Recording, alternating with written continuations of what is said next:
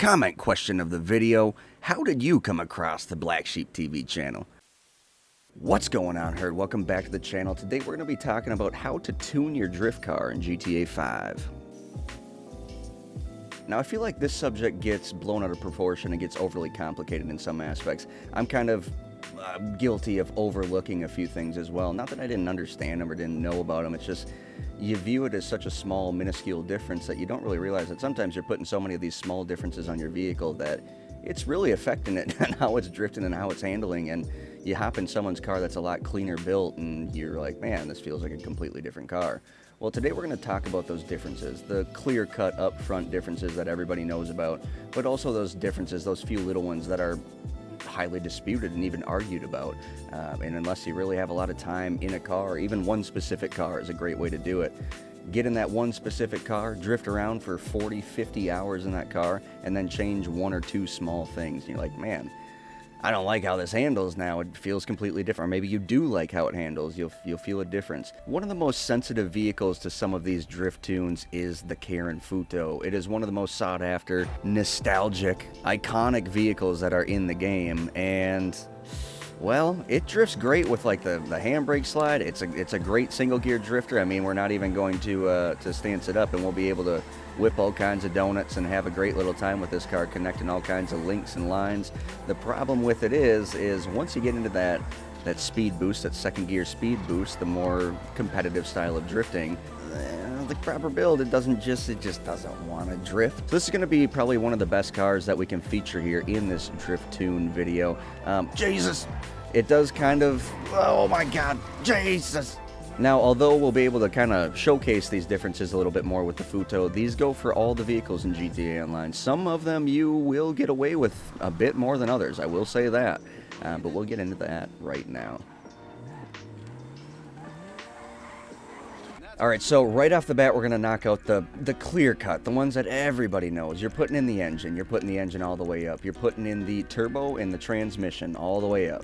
So transmission all the way up, turbo all the way up, of course. Next in line is your spoiler for your traction. You're usually just going to stay away from the spoiler, okay? There's very, very few drift cars that can handle a spoiler and still drift efficiently. This is one of them. You're not going to want to put it on this. With single gear drifting, you might be able to get away with it, but yeah, that's not what we're trying to do here. Suspension and wheels will be your next two in line. Looks like we have lowered suspension. What we're going to do is, just to start it off, we're going to do some stock suspension, and we're going to come into wheels. Wheels are going to be next in line. Again, this is all traction based. Yes, this is affecting your traction. I know there's debates out there. No, this doesn't work. No, those are all the same. No, okay? You can ask anybody in the drift community that has drifted around for enough time. They're going to tell you that there are differences. There's plenty of debate out there. I don't know if it affects some of the other things like, say, drag racing or rally racing, but I would only assume they really do when it comes down to it. I know some racing, competitive racing groups have banned the off-road wheel just completely. You can't run off-road tires in the racing scene. Well, that wouldn't be implemented by super serious racers unless it had something to do with that. And that was in the early days, let alone today. So wheel is going to be one of those really highly debated ones, but let's give you a quick rundown of slipperiest to stickiest. Slipperiest is going to be your SUV and your muscle. They're very comparable. The biggest difference is, of course, with the muscle, you got a lot more tire tread than you do with the SUVs. Also, the SUVs, when you paint them a different color, there's most of them have a chrome lip on the wheel itself, which I don't know, I'm not a real big fan of that, but those two are the most acceptedly slickest in line. Next in line are going to be your lowrider, tuner, and sport. Lowrider, tuner, and sport, those can all kind of be argued. Some people like one more than the other, but they are all kind of right in that same line. Once you get out of the SUV and muscle, you're going to get in this next little stickier bracket. Right now, I believe we have tuner wheels on there because we got the Watanabes, right? Yeah, the Fujiwaras in the game. So that's just kind of a nostalgia thing. But what we're going to do is we're going to go to SUVs here. We will go to, let's just do some dashes. Not the ideal look for this build, but we will change it back when we're done with this video. This video is really just meant to show the differences. I guess we shouldn't have went this way. We should go with a stickier wheel. So I just wasted 10 grand. Son of a gun. Actually, how much is suspension? All right, instead of wasting the 10 grand, So what we're going to do is we'll run the dashes and we will run the stock suspension. We'll see how that handles. Then we're going to come back in and put the competition suspension on there, see if that handles any different. Then we're going to put the off-road tires on there and see if that handles any different. So this thing stances up pretty easily. So the Futo itself kind of brings in arguments and debate. Some people say, man, this is one of the top 5 drift cars, maybe even top 3 drift cars in the game. And others say, man, you got to lay off the Futo. That car doesn't even drift very well. And I feel like tune is one of the major things that comes in line with this vehicle. So the main thing I'm looking at right now is going to be how much we can engage that second gear speed boost. It's not, I mean, if you want to see, yes, we can do the single gearing all day. We don't need a real great drift tune to do the single gearing, but I want to see that. We got her to get away, Beamer. Get away, Beamer.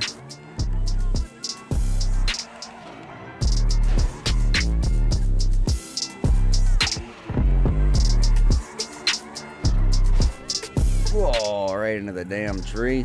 That's gonna hurt the steering. So now we're gonna come in and we are going to, are we gonna change the wheels or the suspension first? So we already proved one myth to be obviously obsolete. You can drift the Futo. It just takes a little bit of body momentum, Scandinavian flicking, inertia. You got to keep that. You got to keep that ass end at an angle, plain and simple. Let's go with a competition suspension and see if we can't see a difference in that speed boost. This is predominantly what the suspension is going to be affecting, is the speed boost itself. Sometimes it gives you a little more traction on top of it. Sometimes it removes of the body roll in some of like the muscle cars, and maybe not remove, but alters it. So there are other things that the suspension will do as well. But in the drift game, ultimately, it's going to be affecting that speed boost.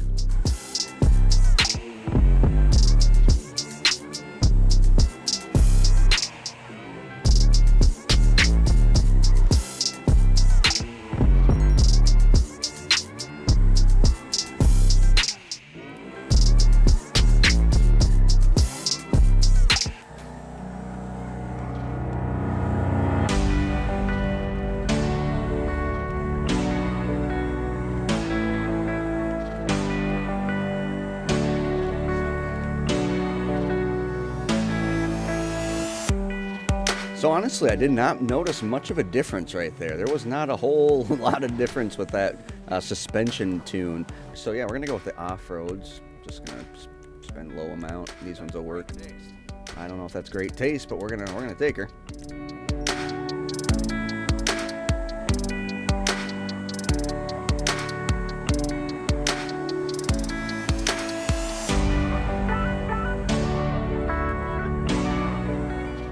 So we are back to stock suspension, and we're going to shoot these wheels up here.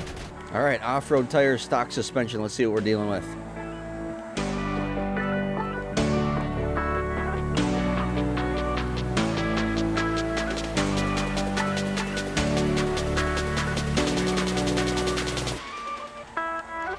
What the hell?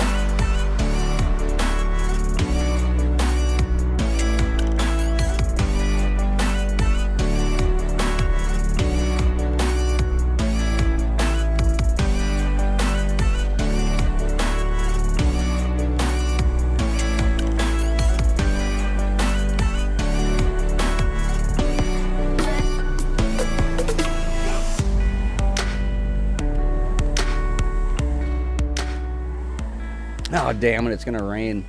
Wow, guys, I don't know what it is, but these off-road wheels actually feel great on this thing.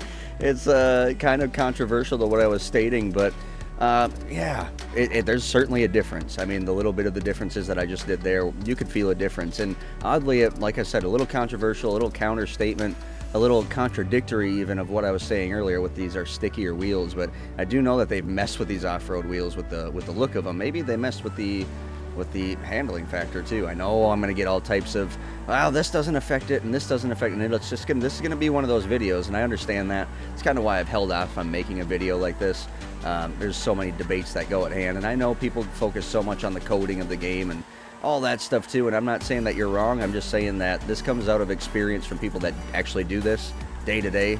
And it's not just me either. This comes from a lot of people in the community. Like pretty much any top drifter on Xbox and PS4 for sure are going to tell you that this is generally the correct stuff. They may disagree with one small thing or say that I didn't get into something in depth enough, but ultimately these are the things that are going to alter your handling line. Now we got to go back into Los Santos Customs for one quick second. Overshot that. A couple of final things we got to talk about. First off, tire smoke and neon lights. The two of them individually, you're not going to really notice much of a difference, but you start stacking them up and they certainly will make a difference. You can run patriotic color tire smoke, the one that switches from red, white, and blue. I'm assuming that is the exception of the tire smoke. You can run that. Some even say that it makes it slightly more slippery. That leaves only a small amount of information left to consider. Armor is a big one. Armor, you're really not going to put on most vehicles. I know weight is not an actual deal via coding in the game, but it certainly seems like when you add armor onto your vehicle, it becomes more cumbersome. It becomes much more lazy feeling, and I stay far away from armor on pretty much all of my drift builds. You'll never see me put it on a doesn't drift or anything like that. Street brakes are another temperamental asset you can add onto your vehicle. Usually only am I putting them on my vehicle if it doesn't have a handbrake, an emergency brake, a good engagement. Sometimes that'll help. The issue is if you use any left brake to slow down or help yourself in a drift, it's just going to affect you a little bit on that. It's not going to let you it's not going to let you travel as far as you would without them on. So I leave that alone. That leaves us into the final asset, and that's really kind of more of a theory. I must say that I am on board of this bandwagon though. The layering theory. When you put on, I need to put on the front bumper, and I got to put on the rear bumper, and I got to put on the exhaust. I mean, the exhaust, the only difference I've noticed the exhaust to make is that if you put on the stock exhaust and you rev it up, nothing happens. If you put on an aftermarket exhaust, you get a backfire. I don't notice it to be any difference in handling. That may be debatable. I just have not quite noticed that. Not something I have a ton of experience or research into, but that's about the only difference I've noticed with exhaust. But that falls into the layering aspect. I need to put a hood, I need to put a grill on there, I got to put these lights and this tire smoke and a livery, I got to put it all on there. Well, there's a theory that the more and more you add to your vehicle, the more and more sensitive it gets to what we're doing here, where you're stancing up the vehicle and you're throwing it sideways and you're holding that more of a drift style. Some of the new vehicles may not be as touchy with this, but it's something you certainly have to consider in these vehicles that have been around the first 3 years of the game. With all that said, that's pretty much the extent of tuning your drift car in 2020 without using mods. We're going to change our vehicle back to the Want Knobbies though. This is oddly weird, these off-road wheels. I might have to do a little bit more research. So I guess take the stickiness layout that I was telling you with the SUVs and take that all kind of as a grain of salt and do your own research on that. That's just kind of what I've found. But these new off-road tires are very, very odd. I don't have any real experience with them, and they just reacted very weird with this Futo. So we'll just leave it at that. With that said, guys, I appreciate you supporting the channel however you're doing so. Like and comment and subscribe and share in the videos if you're sharing the videos. Hit that notification bell if you have not. Notification bell will keep you updated with upcoming events and whatever we're doing at the time that we're doing it on the Black Sheep TV channel. As always, guys, hope you all stay happy out there. Please stay positive, and we will definitely speak to you next time.